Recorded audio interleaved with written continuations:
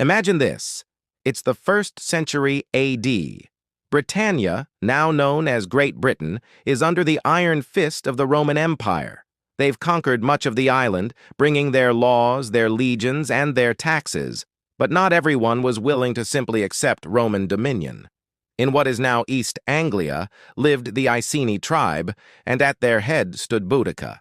Boudica wasn't born into royalty as we might think of it today. She likely rose to prominence through her marriage to Prasutagus, the king of the Iceni. Prasutagus, trying to preserve his tribe's independence, made a deal with the Romans.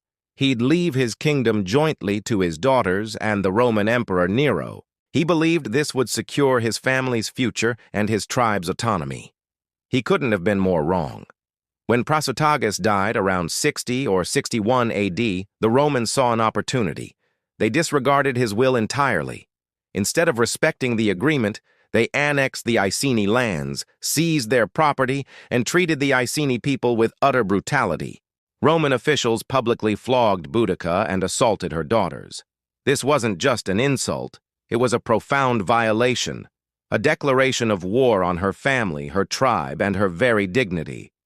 This barbaric act ignited a firestorm. Boudica, a woman described by Roman historians as tall, with long red hair flowing down her back, a harsh voice, and a piercing gaze, stepped forward. She was not just a queen, she was a leader, a mother, and a symbol of all the injustices the Britons had suffered under Roman occupation. She rallied her people, not just the Iceni, but other discontented tribes like the Trinovantes, who had also been wronged by Roman cruelty and excessive taxation. Boudica didn't just ask them to fight, she inspired them. She reminded them of their ancestral lands, their freedom, and their pride. She rode into battle in a war chariot, a spear in hand, leading an army that swelled to an estimated 100,000 warriors. Their fury was palpable, their desire for vengeance absolute. Their first target? Camulodunum, modern-day Colchester, the former capital of the Trinovantes, and now a major Roman colony and a symbol of Roman power. The Roman veterans who had settled there felt secure, but they were about to face a wrath they could never have imagined. Boudica's forces swept through the city, utterly destroying it. The Roman settlers, soldiers, and anyone associated with Roman rule were met with fierce resistance. It was a brutal siege, and Camulodunum fell, a stark warning to the empire. Next, Boudica's army marched on Londinium, present-day London. At this time, Londinium was a thriving trading post, a bustling hub of Roman life. The Roman governor of Britain, Gaius Suetonius Paulinus, was away campaigning in Wales. When he heard of the uprising, he rushed back, but quickly realized he couldn't defend Londinium with his limited forces.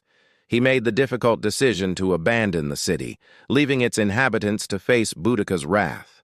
Londinium, too, was razed to the ground, its buildings burned, its people put to the sword. The ferocity of Boudica's rebellion was unprecedented. She continued her campaign, laying waste to Verulamium, modern-day St. Albans, another significant Roman settlement. 3 major Roman cities annihilated, legions decimated, and the very foundations of Roman rule in Britain shaken to their core. The Romans were stunned. They had never faced such a united and determined resistance from the native Britons. The rebellion reached its climax in 61 AD at the Battle of Watling Street. Governor Suetonius Paulinus, having regrouped his legions, finally confronted Boudica's massive but less disciplined army. The exact location of this final, decisive battle is still debated today, but its outcome is not.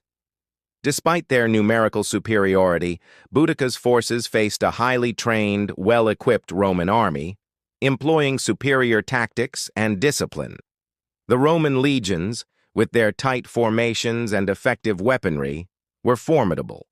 Boudica, true to her spirit, rode among her warriors, urging them on, reminding them of their cause and their freedom. But in the end, Roman military prowess prevailed. The battle was a catastrophic defeat for the Britons. Thousands upon thousands of Boudica's warriors were killed. The Roman historian Tacitus vividly describes the carnage, a complete rout where the Britons were trapped and slaughtered. What happened to Boudica after the battle is a subject of historical debate.